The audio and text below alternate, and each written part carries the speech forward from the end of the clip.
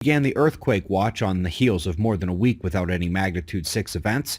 We are 1 for 1, and the alert does continue as Iceland rumbles are always volcanically concerning, and blood echoes have reached Central America as well.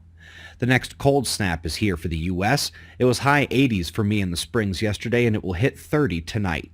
Jet stream here, set to take on most of the country as it rolls through. Eyes open for another cold wave that comes with the western side of the stream bend. Let's go to the papers and begin in the deep.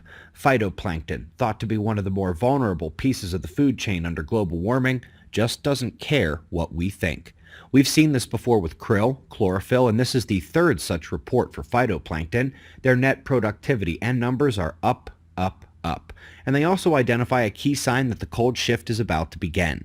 We have seen a tremendous change in the rate of sea ice loss, such that they can't tell if they had any extra open water or sunlight. But nevertheless, they are doing the opposite of what the climate model said they should do. Sounds exactly like last night's video. Up next, we've got another look at the specific European regions, and as with most of the rest of these we've seen, they are finding that the patterns and variability are caused by the sun and its decadal and centennial cycles. Taking that one step further up into the stratosphere where the sun is the unquestioned controller of the upper atmospheric climate, and realize that all the studies we've shown describing the need for better understanding of coupling down are indirectly discussing the sun. That's especially true because they identify the polar vortex as the key intermediary forcing agent, and its variation from seasonal normalcy is largely driven by the sun as well. Last but not least, more on cosmic rays and lightning.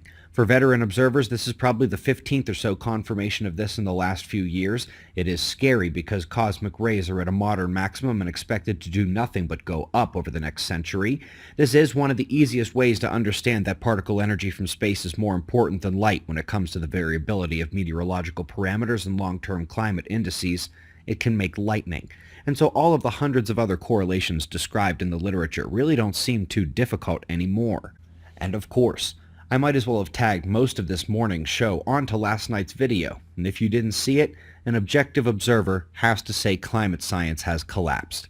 Every certainty is weakening. Bias and uncertainty are coming back to bite them, and just like when a mini version of the economic slowdown happened in 9/11, the planet does the opposite of what they think it should do in response to the COVID shutdown.